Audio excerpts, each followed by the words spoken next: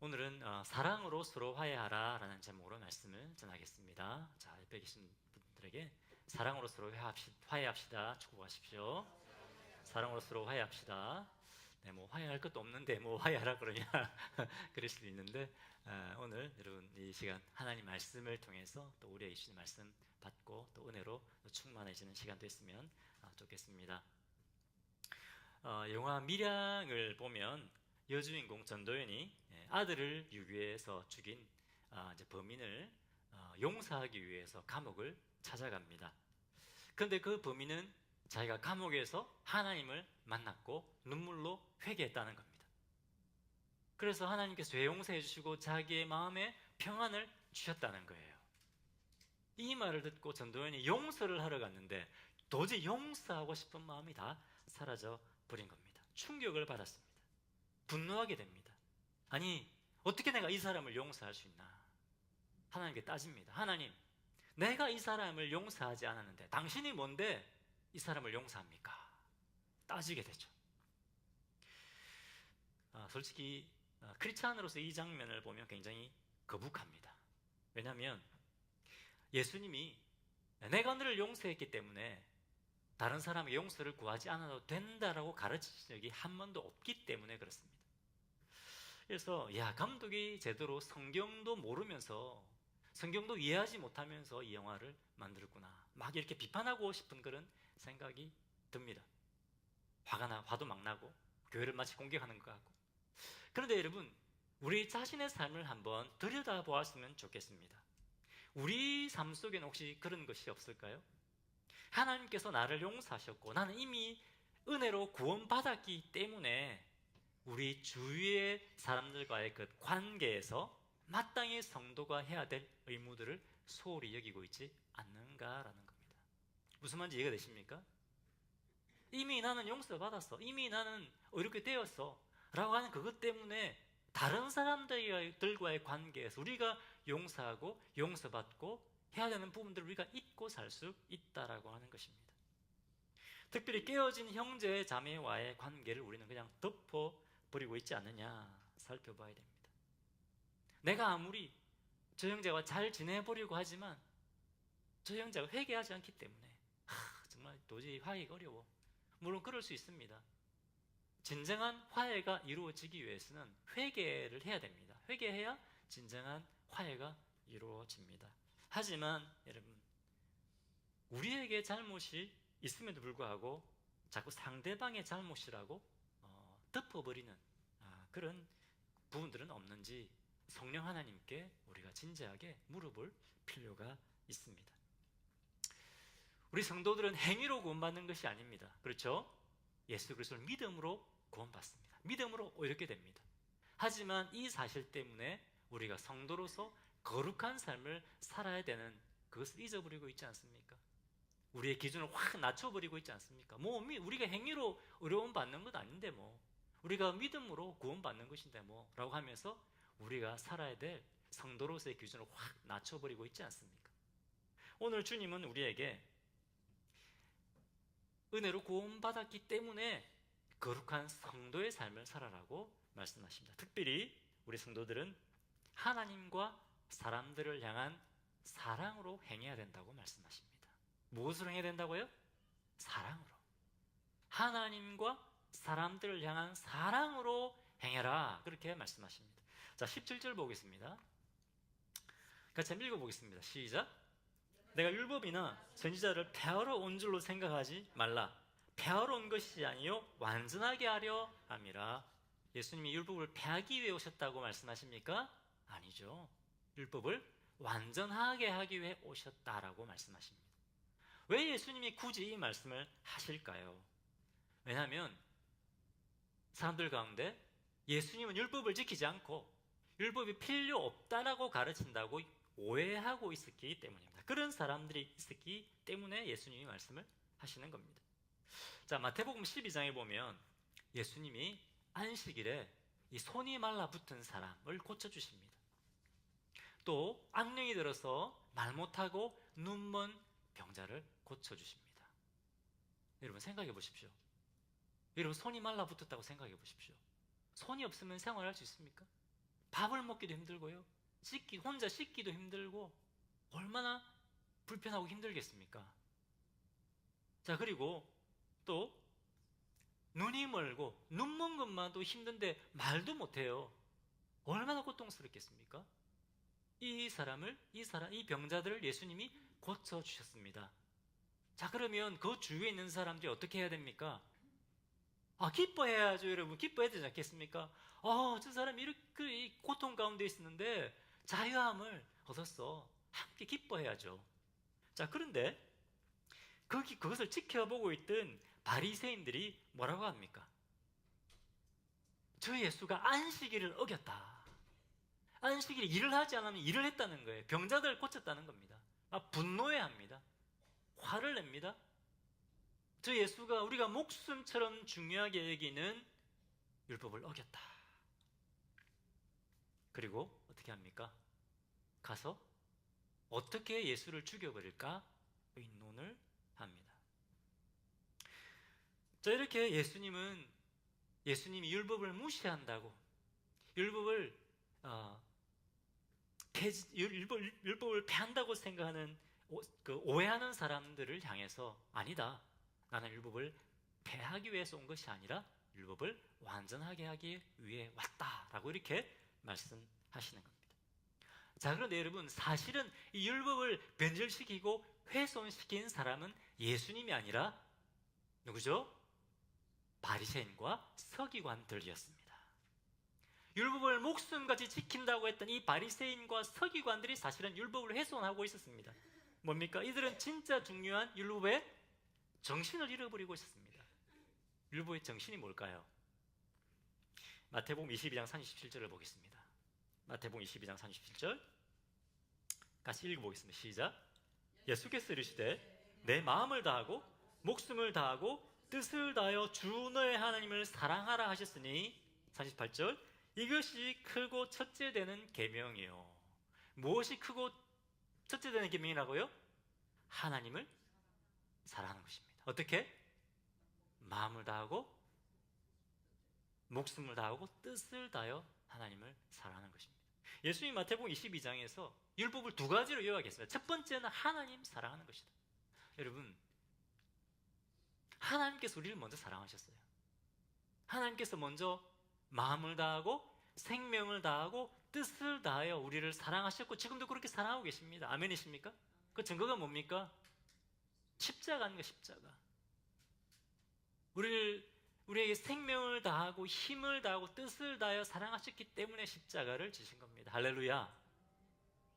그리고 우리에게도 마음을 다하고 목숨을 다하고 뜻을 다해 나를 사랑하라, 그렇게 말씀하시는 겁니다. 사랑하기 때문에 이렇게 말씀하시는 거예요. 사랑하지도 않는 사람에게 이렇게 얘기하겠습니까? 주님 우리에게 이런 사랑을 베푸시고 우리도 하나님을 이렇게 사랑하라라고 말씀하시는 겁니다.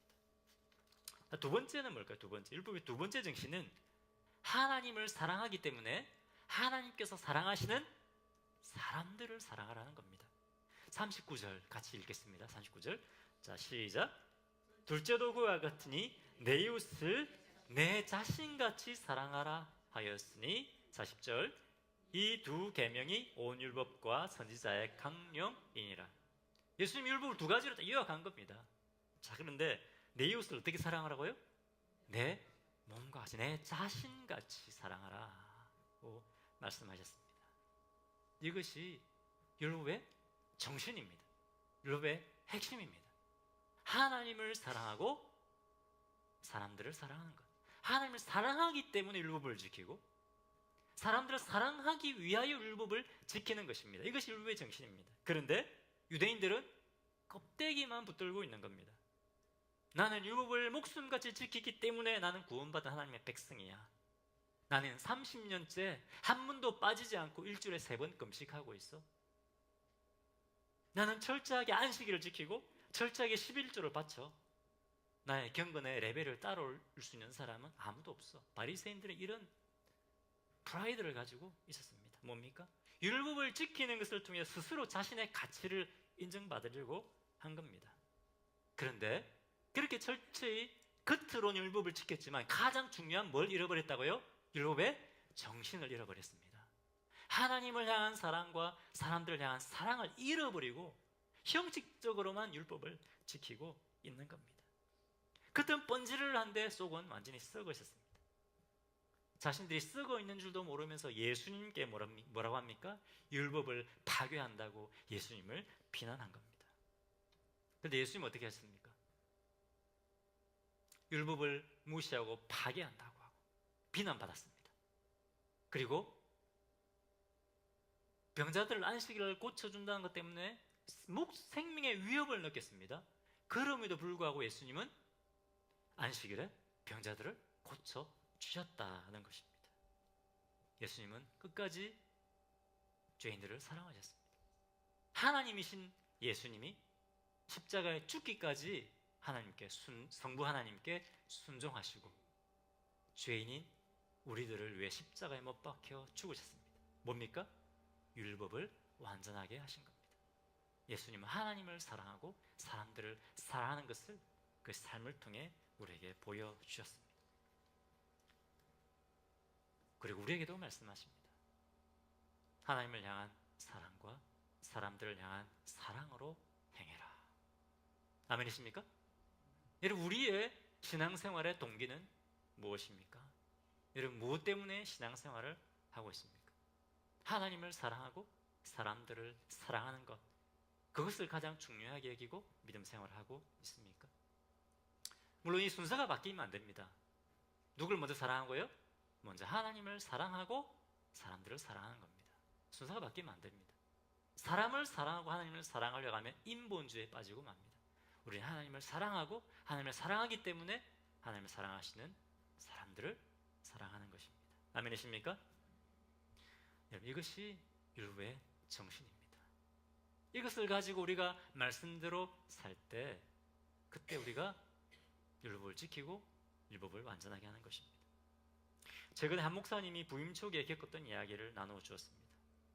오해하지 말고 들으십시오. 나쁜 의도에서 이것을 성도들의 어떤 잘못을 책잡기 위해서 한 것이 아니라 목사님들이 교회에 부임하면 어떤 어려움을 겪을 수 있는가 하는 것을 이제 알려주기 위해서 나눈 이야기입니다. 목사님이 처음 이제 교회에 부임했는데 한 성도님이 와서 이렇게 얘기했다고 합니다. 목사님, 저는 지난 20년간 한 번도 새벽 기도를 빠진 적이 없습니다. 그리고 우리 교회에서 제일 헌금 많이 하는 사람이 누군지 아십니까? 우리 딸입니다. 아니 뭡니까? 이 사람이 왜 이렇게 교만해? 여러분 다 그렇게 느끼잖아요. 여러분 그렇게 안 느끼나 보죠? 굉장히 교만하지 않습니까? 뭡니까? 이 교회에서 나만큼 우리 가족처럼 교회를 사랑하고 섬겨왔던 사람 없다는 거예요. 목사님은 우리만큼 이 교회를 사랑하십니까? 이런 거죠. 우리가 이 이야기를 들으면 참 우습습니다. 참 이분 교만하구나. 그런데 여러분, 우리가 교만에 빠져버리면 그것을 몰라요. 그것을 깨닫지 못합니다. 공공연하게 이런 말이 많이 있습니다. 교회에서 헌금 많이 하고 봉사 많이 하면 뭐가 커질까요? 목소리가 커집니다. 네. 헌금 많이 하고 봉사를 많이 하면 목소리가 커지고 발언권이 세진다. 이런 말이 교회 공공연하게 있습니다. 이 말은 무슨 말입니까? 그만큼 많다는 거죠. 스스로 바리새인과 서기관들처럼 자기 의에 빠져 사는 사람들이 많다는 겁니다. 우리 신앙의 가장 중요한 핵심은 뭐라고요? 하나님을 사랑하고 사람들을 사랑함으로 행하는 것입니다. 그런데 이 핵심을 우리가 잃어버릴 때가 많다는 거죠. 우리 목사님들도 마찬가지입니다. 예외가 아닙니다. 그렇게 되면 우리가 교회의 주인 노릇하려고 할 수 있다는 것입니다. 바리새인들처럼 사랑 없이 껍데기만 번지르르하게 우리가 신앙생활을 할 수 있다는 것입니다. 그러면서도 나는 열심히 주님 섬기고 신앙생활 열심히 하고 있어 착각할 수 있다는 겁니다. 여러분, 근데 예수님은 율법을 완전하게 하기 위해서 어떻게 하셨습니까? 십자가에서 죽으셨습니다. 자신의 몸을 주셨습니다. 여러분, 저를 사랑하시죠? 예를 들어서 제가 눈을 잃었다고 생각해요. 교통사고로 눈을 잃었다고 생각합시다.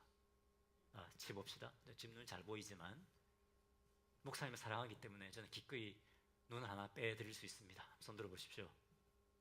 아무도 손 안 드시네. 이민아 사모님, 사랑하는 이민아 사모님, 안 드시네요. 네. 기도해 보겠다 그러네. 여러분, 몸을 하나, 눈 하나 빼주는 것도 어렵죠. 헌혈하는 것도 쉽지 않습니다. 근데 예수님은 어떻게 하셨다고요? 살과 피를 우리에게 주셨습니다. 우리는 자꾸 주님이 우리에게 몸을 주셨다는 사실, 그 의미를 잊어버릴 때가 많은 것 같습니다. 여러분, 눈을 하나 빼주는 것도 쉽지 않습니다. 근데 예수님은 우리에게 살과 피를 주셨습니다. 모든 걸 주셨습니다. 할렐루야. 우리 주님 이렇게 우리를 사랑하시는 거예요. 이렇게 해서 율법을 완전하게 하신 겁니다. 율법의 완성은 뭡니까? 사랑과 희생입니다. 이렇게 우리에게 사랑과 은혜를 베푸르신 주님이 우리에게도 말씀하십니다. 하나님과 사람들을 향한 사랑으로 행하라.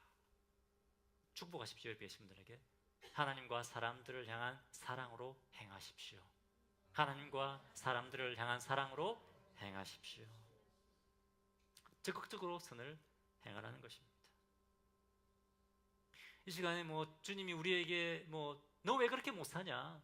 정죄하려고 하시는 것이 아니라 우리 자신의 삶을 돌아보라는 겁니다. 나는 과연 바리새인과 서기관들처럼 지금 껍데기만 남아있는 것이 아닌가?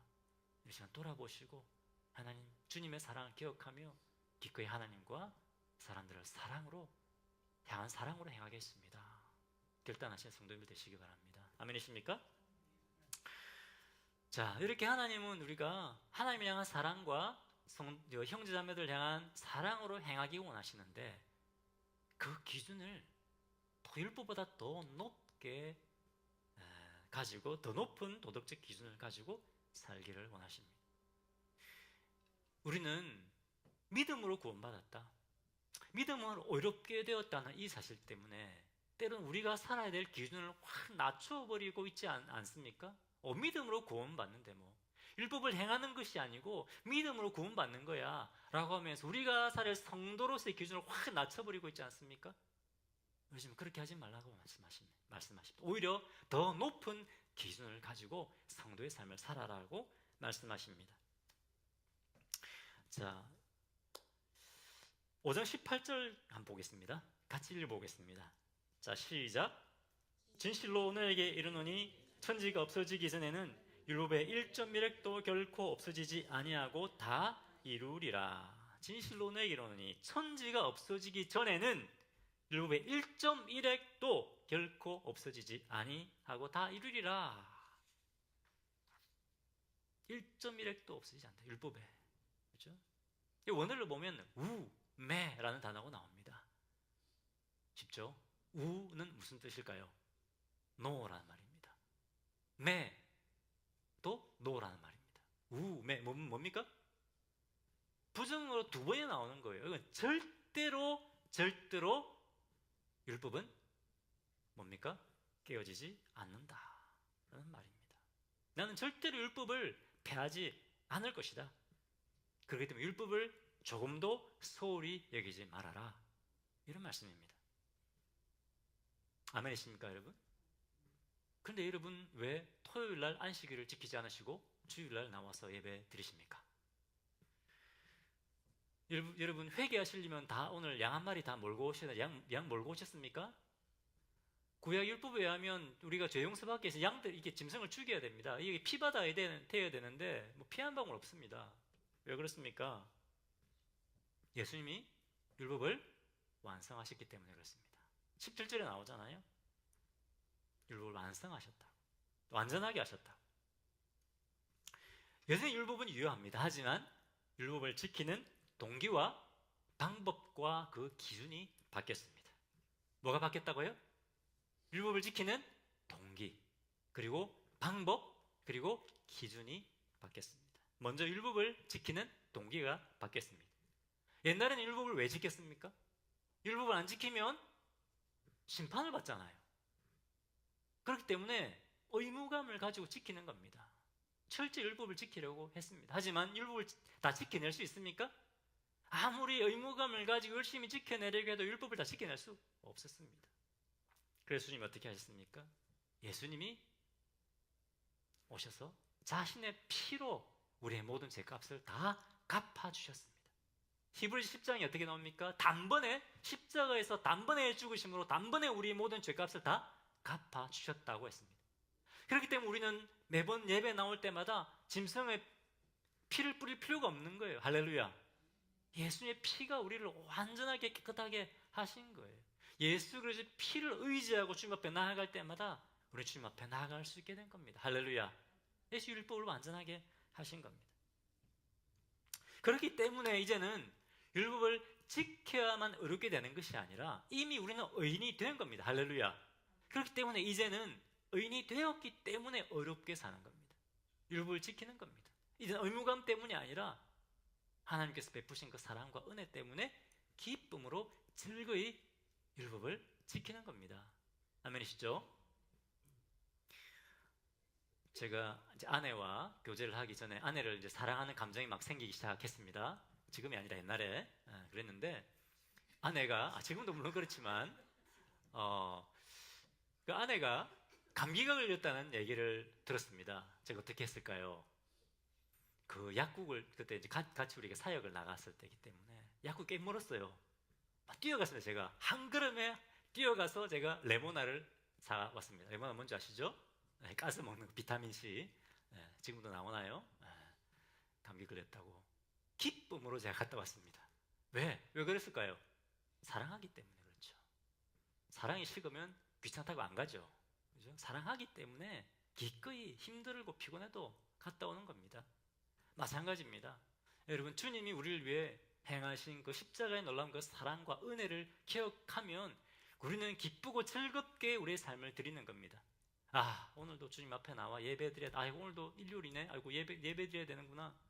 오늘도 내가 봉사 가서 힘든데 봉사해야 되는구나. 그것이 아니라는 거죠. 뭡니까? 주님을 향한 사랑 때문에 기쁘고 즐겁게 율법을 지키게 되는 겁니다. 그래서 예수님이 율법을 완전하게 하심으로 이제 율법을 지키는 동기가 바뀌었습니다. 할렐루야. 사랑으로 하는 것입니다. 그리고 우리 힘으로 율법을 지켜낼 수 없습니다. 그런데 갈라디아서 5장 16절에 어떻게 말씀하십니까? 성령을 쫓아 행하라. 그래야면 육신의 욕심을 이루지 아니하리라. 할렐루야. 성령님을 따라가면 성령께서 우리로 하여금 율법을 지킬 수 있는, 말씀대로 살 수 있는 힘을 주신다는 겁니다. 할렐루야. 주셨습니다. 이미 옆에 계시면서 축복하십시오. 말씀대로 살 수 있는 힘을 주셨습니다. 말씀대로 살 수 있는 힘을 주셨습니다. 분명히 주님이 그렇게 말씀하셨어요. 성령을 쫓아 행하라. 그러면 육체의 욕심을 이루지 아니하리라. 로마서 8장에도 나옵니다. 여러분. 자, 첫 번째, 예수님 율법을 완전하게 하셔서 율법을 지키는 동기가 바뀌었습니다. 자, 또 두 번째, 예수님 율법을 완전하게 하셨기 때문에 율법을 지키는 방법이 바뀌었습니다. 바뀐 것도 있고 바뀌지 않은 것도 있습니다. 먼저 예배 의식법이 바뀌었습니다. 이미 제가 말씀드렸죠. 죄 용서받기 때문에 짐승의 피를 뿌릴 필요가 없습니다. 예수님이 우리를 위해 십자가에서 완전한 속죄 제물이 되어주셨기 때문입니다. 할렐루야. 그 다음에 시민법도 바뀌었습니다. 시민법이 뭡니까? 죄 지은 사람에 대해서 어떻게 하느냐. 율법에 보면 가늠한 사람 어떻게 하죠? 돌로 쳐 죽입니다. 여러분, 지금 가늠했다고 돌로 쳐 죽입니까? 아니죠. 시민법이 바뀌었습니다. 그렇게 하지 않습니다. 하지만 마태복음 18장에 보면 여전히 교회에서 죄를 지은 형제 자매에 대해서 어떻게 하죠? 그냥 둡니까? 사랑으로 징계하죠. 다시 회개하고 주님 앞에 돌아올 수 있는 그런 기회를 주는 겁니다. 그것을 통해서 공동체의 거룩함을 지켜내는 겁니다. 바뀐 겁니다. 없어진 것이 아니라 바뀐 것입니다. 하지만 율법 가운데 바뀌지 않은 것도 있습니다. 도덕법은 바뀌지 않았습니다. 도둑질하지 마라. 거짓말하지 마라. 살인하지 마라. 도덕법은 그대로 변하지 않고 있습니다. 바뀌지 않은 것도 있습니다. 신명기 6장에 뭘 말씀하십니까? 쉐마죠. 쉐마. 신명기 6장. 날마다 주의 말씀 읽고 묵상하고 누구에게 가르치라? 자녀들에게 가르치라. 변함없습니다. 바뀌지 않았습니다. 마태복음 23장 23절에 예수님이 11조에 대해서 말씀하십니다. 11조의 정신도 잃어버리지면 안 되고 11조도 드려야 된다. 내용뿐만 아니라 형식도 지켜야 된다. 우리는 내용만 있으면 되지 얘기하잖아요. 아닙니다. 예수님은 내용과 함께 형식을 지켜야 된다고 우리에게 말씀하십니다. 율법을 지키는 방법이 바뀐 것도 있고 바뀌지 않은 것도 있습니다. 자, 마지막 세 번째, 율법을 지키는 기준이 바뀌었습니다. 율법을 지키는 기준 훨씬 높아졌습니다. 어떻게 높아졌느냐? 흠없는 어린 양을 우리가 드리지는 않습니다. 하지만 지금 무엇을 드리죠? 무엇을 하나님께 제물을 드리죠? 우리의 삶을, 우리의 몸을 주님께 드리는 겁니다. 아멘이십니까? 너희 몸을 하나님 기뻐하시는 거룩한 산 제사로 드리라. 그죠? 양을 드리지 않습니다. 하지만 우리의 몸을 주님께 드리는 겁니다. 마태복음 5장 28절에 이렇게 말씀하십니다. 여자를 향하여 음욕을 품는 자마다 간음한 자다. 무섭지 않습니까? 간음을 행한 것이 아니라 음욕을 품기만 해도 그것이 하나님 입장에서는 뭐요? 간음한 거라는 겁니다. 율법의 기준을 훨씬 더 높이셨습니다. 이제 겉으로 드러낸 행동뿐만 아니라 그 마음의 중심까지 보신다는 겁니다. 20절 보겠습니다. 같이 읽겠습니다. 시작. 내가 너에게 이르노니 너희 의가 서기관과 바리새인보다 더 낫지 못하면 결코 천국에 들어가지 못하리라. 자, 이 말씀은 우리의 의로운 행위로 천국에 들어갈 수 있다는 말이 아닙니다. 이미 예수님 우리를 의롭게 하셨습니다. 어떻게? 예수님의 피값으로. 예수님의 피값을 지불하심으로 이미 우리를 의롭게 하셨어요. 바리새인과 서기관보다 더 의롭게 하셨습니다. 우리 믿음으로 구원받았습니다. 하지만 여기서 지금 주님이 주시고자 말씀은 핵심은 무엇일까요? 우리가 구원받은 우리의 도덕적인 기준이 바리새인들과 서기관들이 철저히 율법을 지키는 그만큼 되지 않으면 안 된다는 것이죠. 철저하게 우리가 말씀을 지켜야 된다. 그것을 말씀하고 있는 것입니다. 성도로서 하나님을 향한 사랑, 사람들을 향한 사랑을 가지고 행해야 된다는 겁니다. 말씀에 순종해야 한다는 것입니다. 아멘이십니까? 더 높은 기준을 가지고 살아야 된다는 것이죠. 우리는 믿음으로 구원받았다 이것 때문에 다 여러분 하나님 은혜의 하나님입니다. 하나님도 용서해 주겠지 하면서 다 우리 기준을 낮춰놓지 않았습니까? 그것이 주님의 뜻이 아니라는 겁니다. 주님 우리의 기준을 높이기 원하십니다. 우리를 거룩한 성도라고 불러주시고요, 우리를 신의 성품에 참여하게 된 자라고 그렇게 우리에게 불러주시는 거예요. 신의 성품, 주님의 성품을 닮아가는 자들이 되게 하셨다는 겁니다. 할렐루야. 그렇기 때문에 우리의 기준을 높여야 되는 겁니다. 그렇게 살 때 지난주에 말씀드린 것처럼 우리가 세상에 빛도 되고 세상에 소금이 되는 겁니다. 아멘이시죠? 자, 이처럼 우리 성도들은 은혜로 구원받았지만 그 은혜 때문에 감사함으로 우리가 높은 기준을 가지고 살아야 되는 것입니다. 자, 그런데 예수님이 이렇게 이제 성도로서 더 높은 기준을 가지고 살아야 된다고 말씀하시는데 그 첫 번째 예가 뭐냐? 그 첫 번째 예로 관계의 회복에 대해서 말씀하십니다. 높은 기준을 가지고 사는데 먼저 깨어진 형제 자매들과의 관계를 회복하라, 이렇게 말씀하십니다. 21절과 22절 보겠습니다. 21절 같이 읽겠습니다. 시작.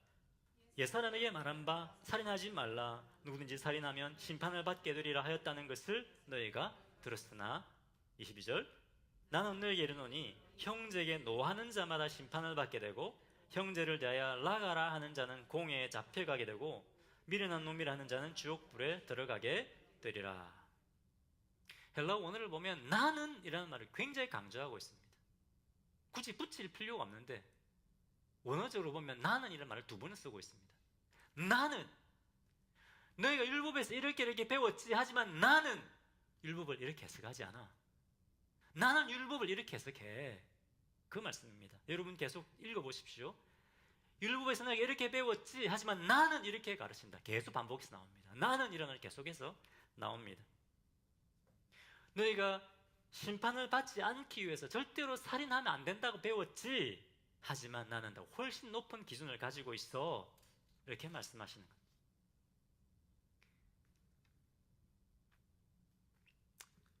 어떻게 말씀하십니까? 사람을 해체하 심판받는 것이 아니라 형제에 대해 노하는 자마다 심판을 받게 된다. 형제에 대해 라가라 하는 자, 라가는 무슨 말이냐면 머리가 빈 놈이란 말입니다. 무슨 말입니까? 바본 멍충이라는 말이죠. 인격적인 모독을 하는 말입니다. 이렇게 하는 자는 어떻게? 공회에 잡혀가. 공회는 뭡니까? 사내들인 공회.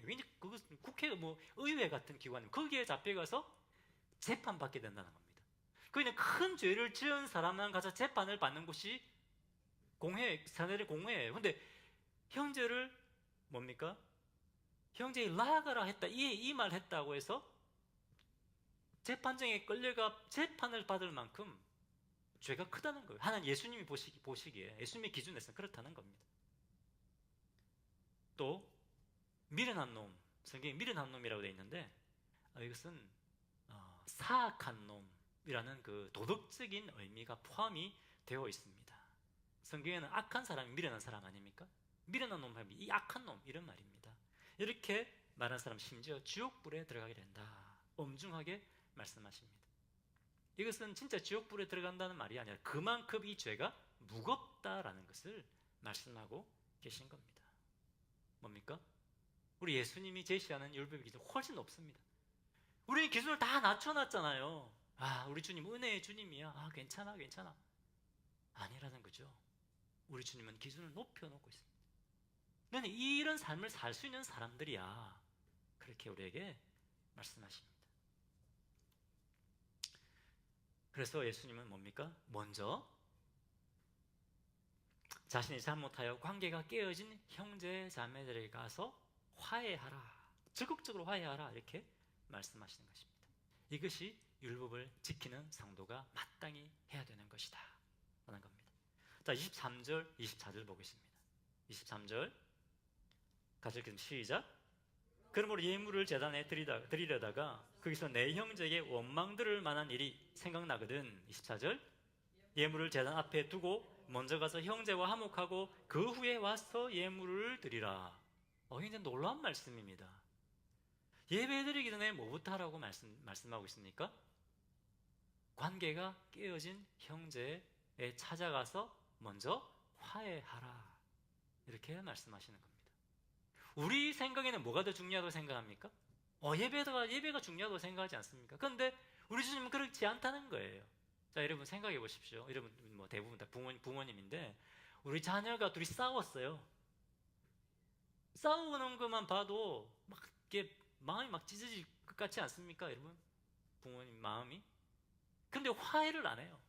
계속 으르렁거리고 있어요. 부모님 마음이 어떻겠습니까? 우리 하나님도 마찬가지라는 거예요. 우리 하나님 우리를 사랑하시잖아요. 다 사랑하시잖아요. 사랑하는 자녀들이 서로 화해하지 않고 계속 있는 거예요. 그 상태에서 예배 드리러 나옵니다. 그럼 주님이 그 예배 시간에 그 주님의 마음이 어떻겠어요? 예배를 받을 수 있는 마음이 되겠습니까? 그렇지 않은 거죠. 좀 잘못이 있어도 예수님 덮어주시겠지. 그것이 아니라는 겁니다. 먼저 화해하고 나에게 나와 예배를 드려라 라고 말씀하고 있습니다. 근데 여러분, 진정한 예배는 뭡니까? 우리의 삶의 예배입니다. 그렇죠? 삶의 예배가 없이 이 자리에 나와 드리는 예배를 주님이 받지 않으시겠다고 말씀하셨습니다. 이사야 1장에 분명히 그렇게 말씀하십니다. 내가 그거 받지 않겠다. 우리가 진정한 삶의 예배를 드리면서 우리가 이 자리에 나와 예배 드릴 때 그 예배를 주님이 받으시는 겁니다. 아멘이십니까? 네. 화해하는 것, 형제와 화해하기를 원하십니다. 그것이 주님을 기쁘시게 하고 그것이 주님께 드리지는 진정한 예배인 겁니다. 또 25절에 이렇게 말씀하십니다. 피해를 준 것이 있으면 찾아가서 한 푼이라도 남김없이 갚아야 된다. 여기서 한 푼이라고 하는 것은 아주 작은 돈입니다. 아주 가치가 작은 돈입니다. 작은 것이라도 형제 자매에게 내가 어떤 피해를 줬다면 어떻게 해요? 다 갚아야 된다. 다 다 갚아줘야 된다. 그죠? 그것을 주님이 원하신다는 겁니다. 여러분, 우리는 다 자기중심적입니다. 난 자기중심적이 아니야. 한 손 들어보십시오. 아무도 안 계시죠? 목사님, 저도 자기중심적입니다. 모든 것을 자기중심적으로 판단하려고 합니다. 우리 부부관계에서도 마찬가지죠. 여러분, 부부싸움 안 하시는 분, 나는 부부 전혀 갈등 없다. 아무도 안 계시죠? 네. 근데 여러분, 그런 부부가 어떤 의견 차이나 갈등이 생길 때 대부분 나의 문제야. 내 남편과 아내에는 별로 문제가 없네. 대부분 나의 문제야라고 생각하시면 손 들어보십시오. 아무도 손 안 드시네요. 네. 대부분 내 문제가 아니라 내 남편과 내 아내의 문제로 생각하지 않습니까? 나는 맞는데 아내가 남편 문제야. 저 남편이 저거 때문에 문제야. 아내가 저거 때문에 문제야 라고 생각하지 않습니까? 여러분, 우리 부부 안에서도 이렇게 우리가 자기중심적인데 다른 사람들과 관계에서는 더 하지 않겠습니까? 그렇죠? 우리 그것을 이해해야 됩니다. 그것을 우리가 인정해야 됩니다. 우리 교회는 전혀 그렇지 않은데, 우리 교회는 전혀 그렇지 않습니다. 그런데 이런 말이 있습니다. 역사는 교회에 부엌에서 일어난다. 교회의 역사는 교회에 부엌에서 일어난다. 어떤 역사? 갈등의 역사. 갈등의 역사는 교회 부엌에서 일어난다. 장례 기념일을 앞두고 한 분은 찹쌀떡을 해야 돼. 우리 이번에 찹쌀떡이야. 또 한 분은 뭡니까? 아니야, 시루떡이야. 이 두 분이 이제 붙은 거예요. 장례 기념일 이제 준비로. 이런 것 때문에 교회가 깨진 교회가 있다고 합니다. 물론 그거는 이제 물론 겉으로 드러나는 것이죠. 드러나는 것이지만 뭡니까? 그만큼 교회 안에 갈등과 주도권 싸움이 일어난다는 것이죠. 나는 맞고 너는 틀렸어. 근데 이것을 우리가 해결해야 된다는 거예요. 주님이 뭐라고요? 화해하기를 원하신다는 겁니다. 그런데 우리는 대부분 어떻게 합니까? 그것을 그냥 덮어두고 장례 기념 예배 드리지 않습니까? 주님은 그것을 원하지 않는다는 거예요. 우리 주님의 기준은 높습니다. 뭐 이 정도 넘어가겠지? 아니라는 것이죠. 먼저 형제와 화해하고, 내가 형제에게 자매에게 상처를 주었다면 용서를 구하고 또 용서를 받고 서로 화해하고 하나 되기를 원하신다는 겁니다. 아멘이십니까? 여러분, 오늘 주님이 우리에게 분명히 말씀하십니다. 나는 믿음으로 이렇게 되어서 너는 이제 천국 가 라는 것 때문에 우리의 기준을 다 낮춰놓으면 안 된다는 거죠. 하나님, 우리가 하나님과 사람들을 향한 사랑으로 행하기 원하십니다. 아멘이십니까? 그것도 그냥 행하는 것이 아니라 높은 기준을 가지고 행하기 원하십니다. 특별히 먼저 형제, 자매와 화해하기를 원하신다는 것을 여러분 기억하시기를 바랍니다. 많은 경우에 우리는 내가 지금 뭘 하고 있는가, 일부의 정신은 잃어버리고 내가 지금 하고 있는 것 때문에 스스로 만족하지 않습니까? 이 시간 우리의 마음의 중심을 한번 들여다봤으면 좋겠습니다.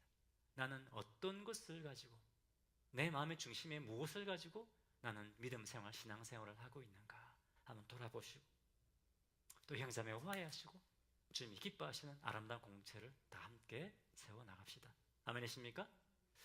함께 이 말씀을 우리가 기억하면서 주님 앞에 찬양을 드리고 싶습니다.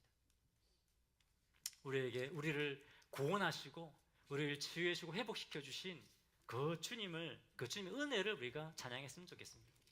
주님, 우리에게 이런 놀라운 사랑과 은혜를 베풀어 주셨기 때문에 우리도 형제 자매들을 사랑한 겁니다. 아멘이십니까? 자, 함께 찬양 드리겠습니다. 우리를 만나 주시고 우리를 고쳐 주시고 치유해 주신, 회복시켜 주신 그 주님 우리가 찬양하고, 주님, 이 사랑 때문에 저도 주님을 사랑하고 형제 자매들을 사랑하고 섬기겠습니다. 그런 마음으로 찬양을 드리겠습니다.